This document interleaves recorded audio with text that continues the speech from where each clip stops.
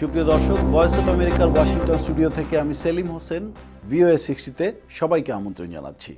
যুক্তরাষ্ট্রের গুরুত্বপূর্ণ কিছু খবর রয়েছে আজ।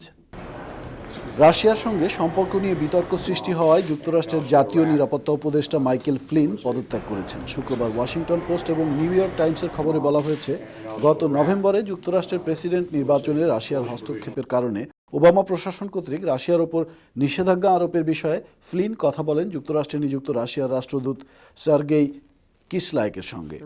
ট্রাম্প প্রশাসন ওই অভিযোগ অস্বীকার করে।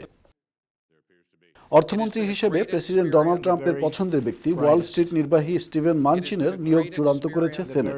2008-2009 সালে অর্থনৈতিক সংকট এবং হাজার হাজার ঘরবাড়ি ফরক্লোজ হয়ে যাওয়া এবং ক্যালিফোর্নিয়া ব্যাংকের প্রধান থাকা অবস্থায় তাঁর ব্যর্থতা নিয়ে প্রশ্ন ওঠে মানচিনের নামে। কিংপিন আইনের আওতায় যুক্তরাষ্ট্রের তরফে আন্তর্জাতিক মাদক পাচারকারী হিসেবে অভিযোগ আনা হয়েছে ভেনেজুয়েলার ভাইস প্রেসিডেন্টের বিরুদ্ধে।